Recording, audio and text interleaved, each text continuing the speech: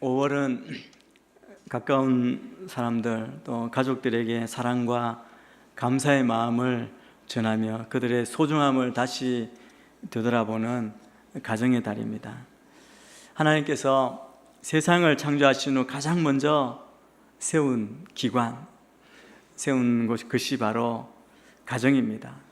그래서 가정은 우리의 계획 이전에 하나님의 계획이었습니다.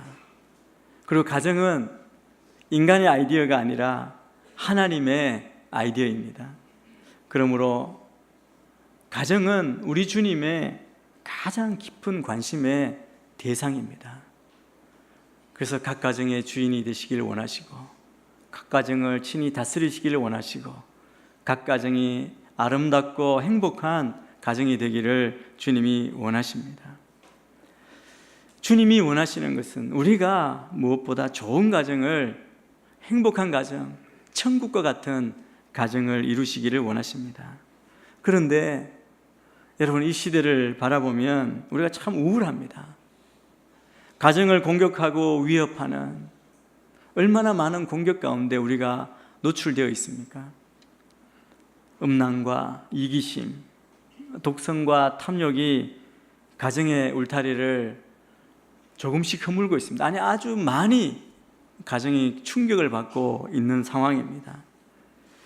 여러분, 가정이 흔들리면 신앙도 흔들리고 하나님의 나라도 위협받습니다. 건강한 가정은 건강한 신앙의 기본이기 때문에 그렇습니다. 그래서 사람들은 가정 문제의 원인을 여러 가지에서 찾고 있습니다. 그 원인을 어떤 경우에 학교에서 이루어지는 인성교육의 부족이다, 또 이 세상이 개방적이고 문란한 문화 때문이다, 아니면 주입식 교육이다, 또 사회제도의 결함이나 모순 때문이다, 그렇게 말하기도 합니다. 사춘기에 접어든 자녀의 심리적인 문제, 부모의 잘못된 양육 태도, 또 과도한 학업 스트레스, 그런 것들을 탓하기도 합니다. 그래서 여러분, 요즘 세상이나 교회를 보면 곳곳에서 잘못된 사회제도를 고치려고 노력하고, 방송에서도 또 교회에서도 교육이나 상담 전문가, 가정 전문가를 불러서 문제 가정을 진단하고, 또 부모와 자녀의 잘못된 생각과 행동을 고쳐주기도 합니다. 이게 당연한 일이죠. 우리가 할 수 있는 한 우리가 모든 방법을 찾아 가정을 살리고 다음 세대를 살리는데, 이 나라를 거룩하게 하는데 우리가 최선을 다해야 할 것입니다. 그러나 하나님의 자녀된 우리는 우리의 눈에 보이는 가정의 문제 뒤에 사람과 세상을 타락시키려는 영적 세력이 있음을 우리가 또한 알고 있어야 합니다. 그 영적인 세력을 바로 알고 맞서야 무너진 가정을 하나님의 가정으로, 천국과 같은 가정으로 회복시킬 수 있는 것입니다. 본래 가정은 하나님께서 우리에게 태초에 허락하신, 선물해 주신 그런 귀한 하나님의 은혜의 축복입니다. 그래서 가정의 문제, 이 가정 문제는 단순한 사회적인 문제가 아니라 하나님 나라의 문제입니다. 아담을 만드신 하나님께서 아담에게 돕는 배필로 또 여자를, 하와를 만들어 아내로 삼아 가정을 이루게 하셨습니다. 이것이 최초 하나님의 가정이고, 그 가정이 교회의 역할, 나라의 역할을 다 할 수 있었습니다.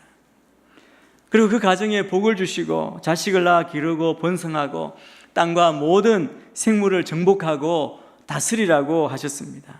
그런데 이에 반역하고 시기해서 사람을 유혹해 선악과를 따먹게 했던 사탄은 오늘까지도 계속해서 우리를, 하나님의 자녀를 속이고 유혹하고 있습니다. 우리의 가정에 문제를 일으키고 우리의 자녀를 괴롭히는 것, 이건 어떤 제도나 어떤 구성원의 탓하기 이전에 우리가 정말 바로잡고 해결해야 할 것은 우리를 하나님으로부터 멀어지게 하려는 하나님으로부터 반역하려고 하는 악한 영, 사탄의 속삭임이 있다는 겁니다. 그래서 에베소서에 보면 부모와 자녀 관계, 종들과 주인의 관계, 이 가정과 사람들과의 관계를 이야기하고 난 뒤에 뭐라고 이야기하느냐면 에베소 6장 12절 이렇게 말합니다. 우리의 싸움은 혈과 육에 대한 것이 아니라 권력들과 권세들과 이 어둠의 세상 주관자들과 하늘에 있는 악한 영들에 대한 것이기 때문이다. 우리가 깨어 있어야 한다고 그렇게 말씀합니다. 여러분, 사탄이 어떤 일을 하는지 한번 생각해 보십시오. 사탄이 우리를 유혹하고 우리를 공격하는 이유가 무엇입니까? 사탄은 하나님의 자녀가 많아지는 거 원치 않습니다. 그래서 하나님의 사람이 누리고 있는 그 천국을 누리고 있는 가정을 공격합니다. 가족이 서로 미워하고 싸우게 만들어서 하나님의 가정을 무너뜨리려고 합니다. 하나님의 가정이 하나님 나라를 위해서 살아가는 것이 아니라 세상 법을 쫓으며 자기 자신만을 위하여 살아가도록 우리를 속이는 것이죠. 여러분, 하나님의 가정이 무너져야 교회가 무너지고 그래야 이 땅에 하나님 나라가 회복되는 것을 막을 수 있기 때문에 사단의 목적은 그것입니다. 그렇다면 우리 사단의 전략, 사단의 공격을 알고 있다면 어떻게 하면 우리는 하나님이 만드시고 하나님이 계획하신 그 놀라운 그 축복인 그 가정으로 우리가 회복할 수 있을까? 그것에 대해서 우리가 생각해야 할 것입니다. 가정이 하나님 나라와 같이 되려면 하나님 나라는 무엇입니까? 하나님이 통치하시는 것이죠. 하나님의 통치가 이루어지게 해야 합니다. 그것은 하나님이 정말 뜻하시고 소원하시고 만드신, 하나님이 최초에 만드신 그 하나님의 목적, 그리고 하나님이 만드신 그 가정의 모델을 우리가 알아야 합니다. 우리가 삶의 여러 가지 모델, 롤 모델이 있지 않습니까? 여러분은 어떤 가정을 모델로 두고 있습니까? 여러분, 최초의 인간을 지으시고 가정을 허락하신 하나님의 뜻과 계획을 우리가 알고 그 최초의 모습으로 우리가 회복되어야 합니다. 제가 이번에 창조 탐사를 다녀왔는데 그 일주일 동안 매일 강의, 4시간 강의 때마다 가장 먼저 우리가 외쳤던 구호가 있습니다. 그게 뭐냐면 처음이 좋았다는 겁니다. 여러분 따라해 보십시오. 처음이 좋았습니다. 여러분 믿습니까? 여러분 이 땅이 아름답고 웅장한 걸 보지만 그러나 그것은 타락 이후의 세상입니다. 하나님이 만드신 최초의 것, 이 세상, 가정 얼마나 아름다웠을까요? 우리는 그걸 잊어버리고 쏟고 살고 있는 겁니다. 그래서 우리는 최초의 모습으로 우리가 회복되어야 됩니다. 하나님이 만드신 가정으로 우리가 회복되기 위해, 회복하기 위해 우리가 알아야 할 것, 그리고 어떻게 회복되어야 합니까? 오늘 말씀을 통해서 우리는 첫 번째, 우리가 회복하기 위해서 가장 먼저 전제되어야 할 것이 있는데 그것은 우리가 어떤 존재인지, 우리의 정체성을 깨달을 때, 우리의 정체성을 깨달을 때 우리 가정의 목적, 우리 가정의 정체성을 알게 됩니다. 그럴 때 우리는 그것을 목표로 나아가고 하나님의 가정으로 회복된다는 겁니다. 우리 26절, 27절 말씀을 우리가 같이 한번 읽겠습니다. 시작. 하나님께서 말씀하시기를 우리가 우리의 형상대로 우리의 모양을 따라 사람을 만들어 그들이 바다의 물고기와 공중의 새와 가축과 온 땅과 땅 위에 기는 모든 것을 다스리게 하자 하시고, 하나님께서 사람을 그분의 형상대로 창조하시니 곧 하나님의 형상대로 사람을 창조하시되 하나님께서 그들을 남자와 여자로 창조하셨습니다. 미국에서 구약학을 가르치는 리처드 프렛이라는 교수님이 책을 썼는데 그 책에서 제가 이 내용을 보았습니다. 그냥 제가 그대로 읽어드리겠습니다. 몇 년 전 나는 우연히 역설적인 인간 존재라는 제목의 신문 사설을 보게 되었다. 나는 아직까지도 대조적인 2가지 사건을 소개한 그 사설에 사로잡혀 있다. 첫 번째 이야기는 한 호텔에 투숙한 젊은 여인의 이야기였다. 그녀는 다른 남자와 살기 위해 자기 남편과 두 아이들을 버리고 떠나왔는데 바로 그날 밤 그 남자는 이 여인을 버렸던 것이다. 남편과 자식 그리고 애인까지도 잃어버린 극한의 절망감 속에서 그녀는 자기 입안에 38구경의 총구를 넣고 방아쇠를 당겨버렸다. 경찰은 그 방에서 아주 절망적인 메모를 하나 찾아내었다. 나를 위해 울지 마세요. 나는 더 이상 인간도 아닙니다. 이 유언이 구겨진 종이 쪽지에 쓰여 있었다. 같은 날 밤 또 다른 사건이 동일한 호텔에서 일어났다. 이 실연한 여인이 자살한 방 몇 층 아래 회의장에서는 뉴에이지 운동을 지지하는 모임이 있었다.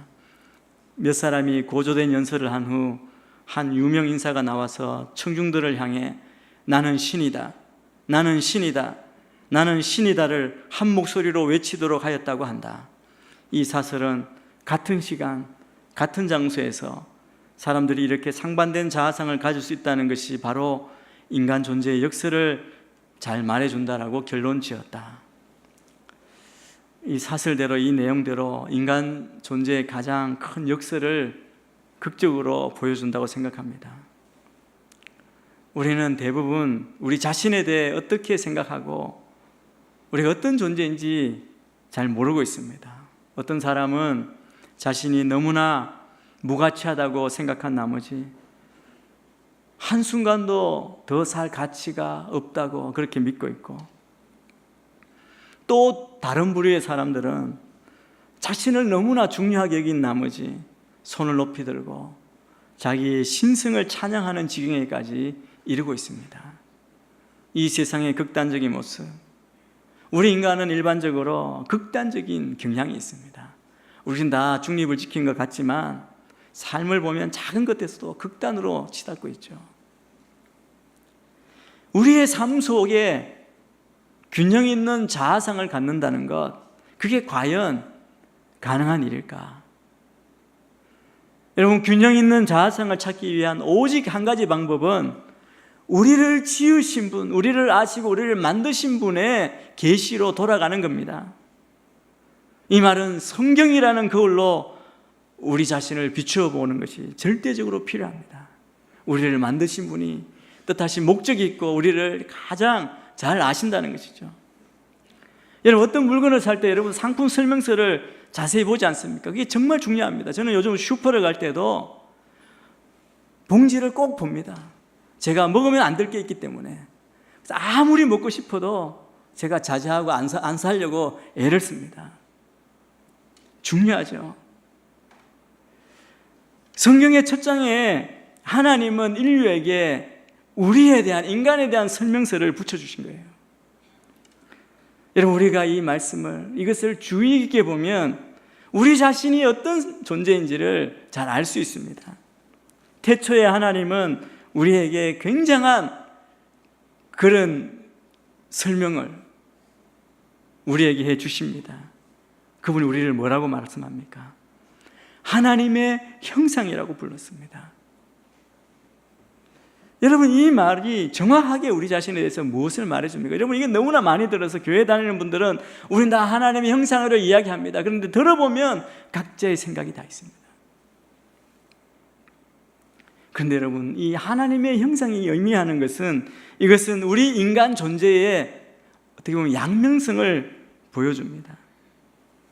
이 양면이 어떤 거냐면, 하나는 우리를 겸손하게 하고 하나는 우리를 굉장히 존엄한 존재라는 것을 강조해 주는 것이죠. 하나님께서 아담과 하와를 나의 형상, 하나님의 형상, 하나님의 모양대로 만들으셨다고, 하나님의 형상이라고 우리를 부르실 때 그 아담과 하와, 우리는 창조주를 반영하는 유한한 한계가 있는 형상이라는 겁니다. 몸을 가진 형상입니다. 여러분, 우리는 하나님의 형상일 뿐이라는 것을 우리가 기억해야 합니다. 성경은 우리가 하나님이 아니라고 그렇게 말씀합니다. 우리의 창조주와 동등하지 않습니다. 우리는 창조주의 형상, 하나님을 반영하는 피조물일 뿐, 그 이상도 그 이하도 아니라는 것이죠. 하나님 우리를 만드실 때 어떻게 만드셨습니까? 지금 1장에 오늘 말씀을 하시고 2장에 보면 인간이 어떻게 만들어졌는지, 어떻게 가정이 이루어지는지를 좀 더 자세하게 설명하시지 않습니까? 그런데 우리 인간을 하나님이 어떻게 만드셨냐면 여호와 하나님께서 땅에서 취하신 흙으로 사람을 빚으셨습니다.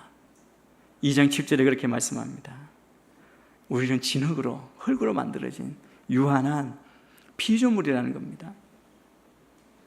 그런데 여러분, 이 분명한 하나님의 말씀 앞에, 사실 앞에 많은 사람들이, 세상 사람들이 이 사실을 외면하려고 합니다. 어떻게 외면합니까? 인간은 위대하다는 환상으로 자신을 속이고 가능한 한 성경이 말하는 인간상에 대해서 생각하지 않으려고 합니다. 얼마나 인간이 대단하냐, 우리가 우리는 업적을 보라, 그렇게 이야기하지 않습니까? 세상은 그래서 이렇게 가르칩니다.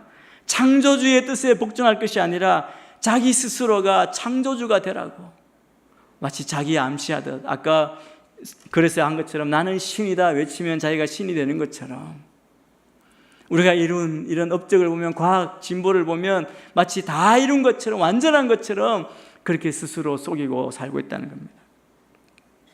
그러다 보니 사람들은 남보다 더 잘난 체합니다. 자기가 중요하다는 생각에 다 가득 차서 마치 자기가 신인 것처럼 판단하고 행동합니다. 이게 가정 안에도 들어옵니다. 가정에서도 다른 가족보다 자신이 더 우위에 있다고 생각합니다. 그래서 군림하려고 하고 다스리려고 하고 자기가 이 생각을 고집하고 주장하는 것이죠. 사실 문제 있는 가정마다 그들만의 특수한, 가정마다의 특수한 어려움이 있지만 항상 교만이 가장 큰 문제입니다. 다 이게 내 방식이야, 이게 우리 식이야, 다른 식은 안 되라고 그렇게 말하면서 서로에게 소리 지르지 않습니까? 그런데 여러분, 우리가 어떤 존재인지, 우리가 올바른 자아상을 찾고자 한다면 하나님이 인간이 어떤 존재에 대한 설명서로부터 우리가 시작해야 합니다. 우리가 어떤 존재인지.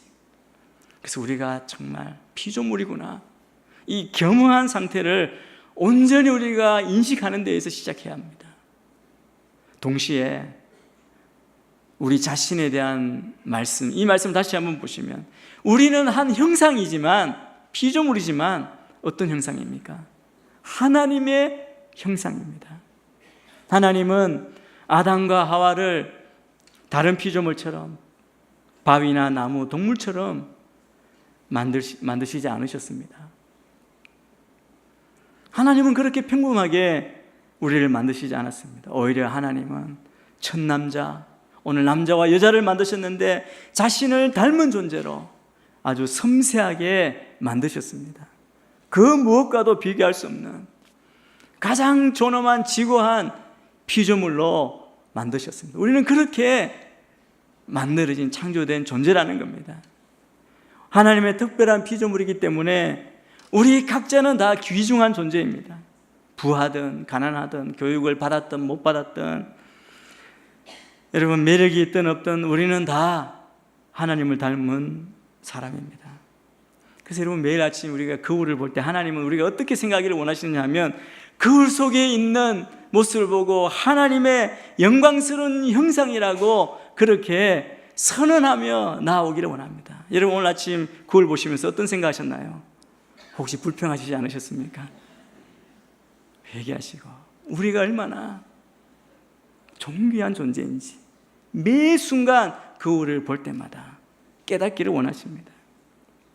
그런데 여러분, 물론 우리는 완전하지 않습니다. 그러나 그럼에도 불구하고 우리는 소중합니다.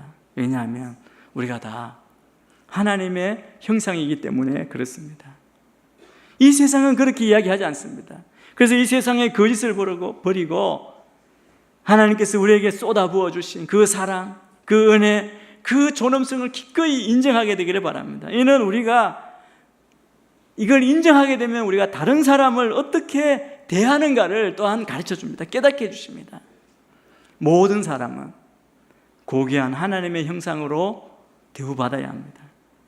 만약 우리가 여러분 이 진리를 따라 산다면 이 세상이, 우리의 가정이 얼마나 달라질까요? 가족 사이에 긴장이 사라지고 고집불통이 사라지고 전쟁도 없어질 것입니다. 하나님이 우리를 지으신 그대로만 우리 서로를 바라본다면 이 세상은 완전히 달라질 것입니다. 이처럼 우리 주위에 옆에 있는 모든 사람은 이 세상에 존재하는 눈으로 볼 수 있는 하나님의 형상이라는 사실을 여러분과 저는 다 받아들여야 합니다. 믿어야 할 줄 믿습니다. 여러분, 그런데 우리가 하나님의 형상을 무시하면 이건 하나님을 무시하는 게 됩니다. 우리가 부당하게 하나님의 형상을 공격하면 하나님을 공격하는 겁니다. 야고보서 3장 9절 10절 말씀 우리가 같이 한번 읽겠습니다. 시작. 우리는 혀로 주와 아버지를 찬양하기도 하고 또 그것으로 하나님의 형상을 따라 지음받은 사람을 저주하기도 합니다. 찬양과 저주가 한 입에서 나오니 내 형제들이여 그래서는 안 됩니다. 우리가 다 서로가 하나님의 형상, 하나님의 모양을 따라 지음받은 존재임을 알 때 요즘 매스컴에 나오는 미투나 모든 안타까운 일들이 어떻게 일어날 수 있겠습니까? 여러분, 부모가 자식을 격분케 하고 그릇되게 하는 것, 그 하나님을 무시하는 것입니다. 자식들이 부모에게 반항하는 것, 그것도 그들의 창조주를 얕보는 행동입니다. 남편과 아내가 서로에게 잘못하는 것, 하나님께 잘못하는 것입니다. 우리는 하나님께서 설명하시는 인간에 대한 설명을 액면 그대로, 기록된 그대로 우리 마음에 받아들여야 합니다. 우리는 흙으로 지음받은 형상입니다. 이것은 우리를 겸손하게 해줍니다. 그러나 우리는 하나님의 형상입니다. 우리는 높은 가치와 존엄성을 지닌 하나님의 작품입니다. 우리 그러죠, 걸작품이라 그러죠. 그죠? 거장이 만드신 작품이니까 걸작품이죠. 하나님이 의도하신 가정, 그 가정, 완전한 가정으로 회복되기 위해서 우리 각자가 겸손과 존엄성을 지닌 하나님의 형상임을 믿고 하나님이 지으신 그 가정이 온전한 가정임을 믿고 기억하고 그곳으로 돌아가도록 해야 한다는 겁니다. 또 오늘 말씀은 우리에게 또 우리 가정에 주신 그 사명을 말씀해 줍니다. 우리에게 우리 가정이 받은 사명을 확인하고 그 사명에 헌신하고 순종할 때 하나님이 계획하신 온전한 가정으로 회복이 됩니다. 28절 말씀을 우리 또 같이 한번 읽겠습니다. 시작. 하나님께서 그들에게 복을 주시며 그들에게 말씀하시길 자식을 많이 낳고 번성해 땅에 가득하고 땅을 정복하라. 바다의 물고기와 공중의 새와 땅 위에 기는 모든 생물을 다스리라 하셨습니다. 하나님은 아담과 하와 단 두 사람만 이 땅에 영원히 살기를 원치 않으셨습니다. 오늘 말씀 창조하시면서 그들이 주신 사명, 이게 문화명령이라고 그러죠. 보시면 무엇입니까? 생육과 번성을 통해 많은 인류가 이 땅을 다 덮어서 이 땅이 하나님 나라가 되고 그 백성이 되기를 원하셨습니다.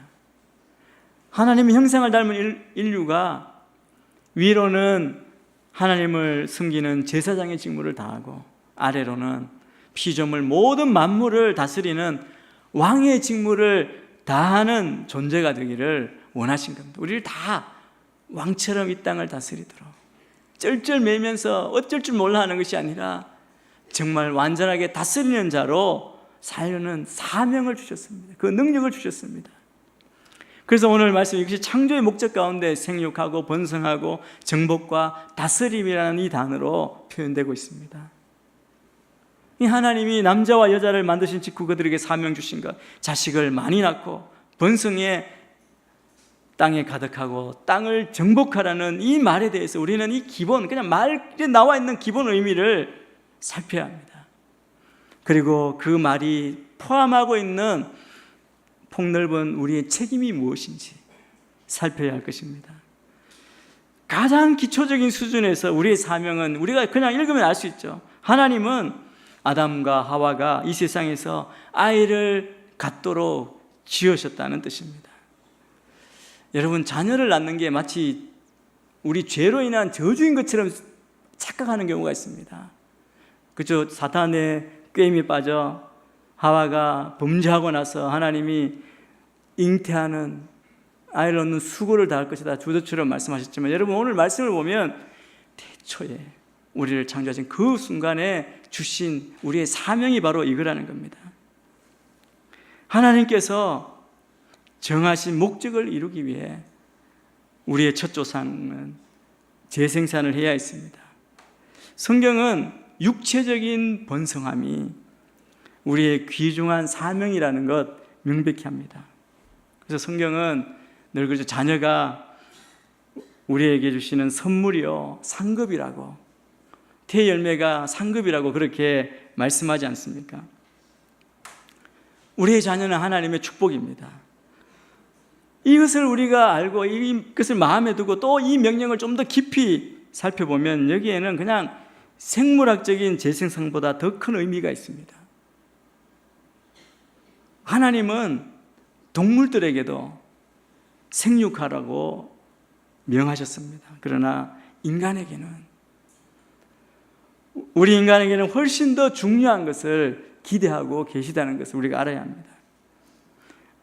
아담과 하와는 그냥 생육만 하는 것이 아니라 하나님의 형상을 번성케 해야 됐습니다.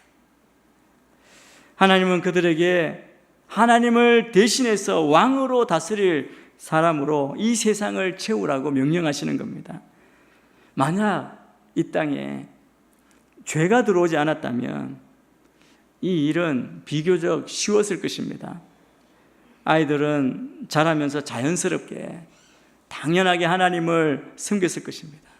그러나 죄가 이 땅에 들어옴으로 말미암아 아이들은 창조주의 명령을 자연스럽게 순종하려는 경향을 가지고 태어나지 않습니다.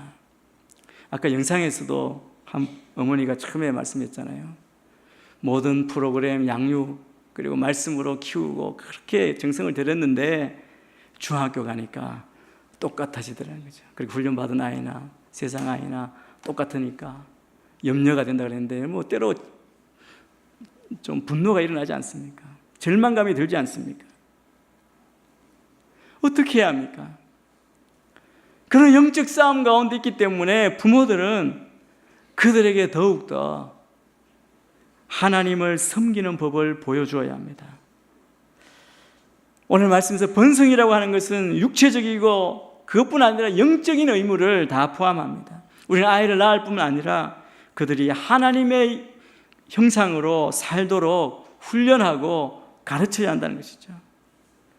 우리의 영적인 유산을 다음 세대에 계속 이어서 넘겨주는 것이 하나님의 형상으로 지원받은 우리가 해야 할 일의 중심이 되어야 한다는 겁니다. 영적인 번성함이 없이는 우리의 기본 목적을 이 땅에서 이루지 못합니다. 가정의 사명도 동일합니다. 우리의 모범과 훈련, 가르침과 기도를 통해서 우리는 우리 자녀들이 하나님을 닮은 자로 살도록 이끌어줘야 합니다. 또 그들은 그리스도 안에서 그들의 유산을 다음 세대에 또 넘겨주게 될 것입니다. 하나님의 형상으로 번성하라, 이 명령의 순종은 이 영적 과정을 다 수반하고 있습니다.